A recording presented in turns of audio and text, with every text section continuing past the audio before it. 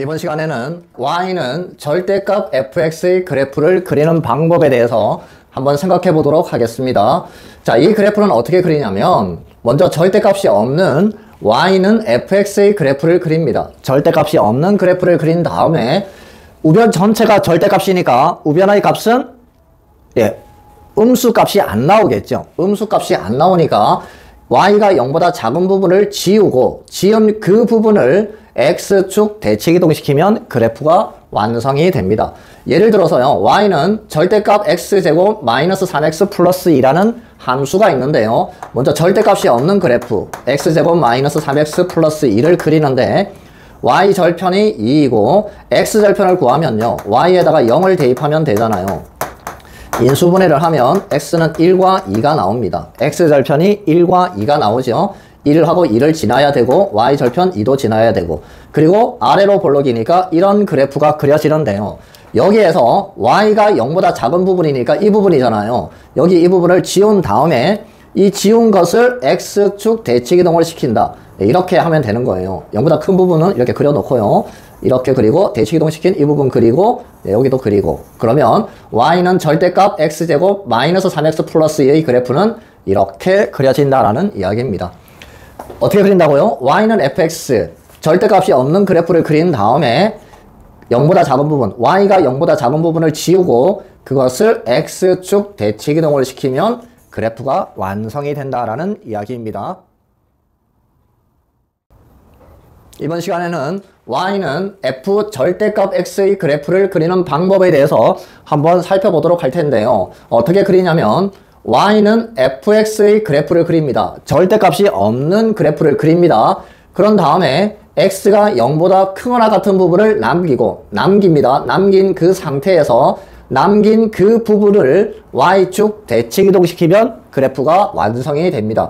여기 예를 들어 놓았는데요. y는 절대값 x제곱 마이너스 3 절대값 플러스 2라는 그래프인데 먼저 절대값이 없는 그래프를 그린다고 했죠.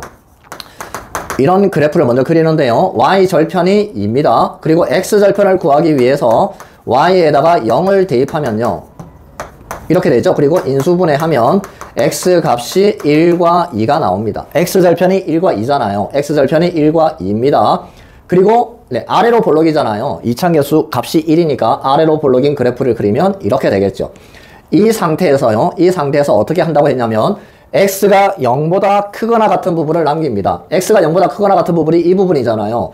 이 부분을 남기고, 그럼 0보다 작은 부분은 지우고, 0보다 작은 bu분은 지우고, 이렇게 0보다 크거나 같은 부분을 남기고, x값이 0보다 크거나 같은 부분을 남기고, 이렇게 남겼어요. 이것을 어떻게 한다? y축 대칭이동을 시킨다.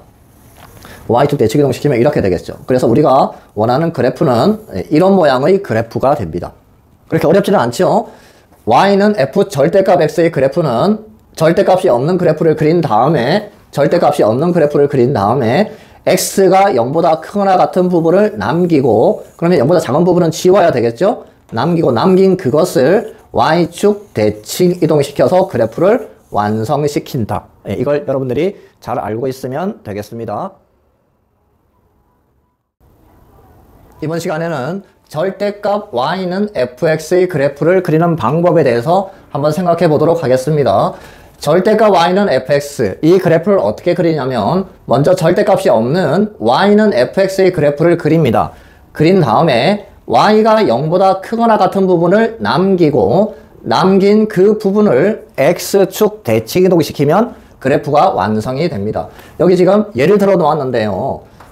절대값이 없는 그래프를 먼저 그린다고 했으니까 y는 x제곱 마이너스 3x 플러스 2라는 그래프를 먼저 그립니다.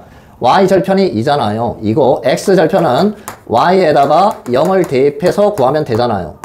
그러면 x절편이 나오는데 이때 x값이 1과 2가 나오죠. 그래서 x절편 1과 2를 찍고 y절편하고 x절편 아래로 볼록이니까요, 이렇게 그려지는 2차 함수가 되는데, 이렇게 그린 다음에 y가 0보다 크거나 같은 부분을 남긴다. 0보다 크거나 같은 부분이 여기죠. y값이 0보다 크거나 같은 부분, 여기하고 여기니까 이 부분을 남기고 0보다 작은 부분은 지운 다음에 이렇게 0보다 크거나 같은 부분을 남기고 남긴 이 부분을 x축 대칭이동 시킨다. x축 대칭이동 시키면 뭐 이런 식으로 그려지겠죠? 이렇게 그려지고 여기는 이렇게 그려지겠다. 그죠? 여기가 마이너스 2겠죠? 2가 이렇게 x축 대시이동됐으니까 마이너스 2를 지나고 그래프는 이렇게 완성이 된다라는 이야기입니다.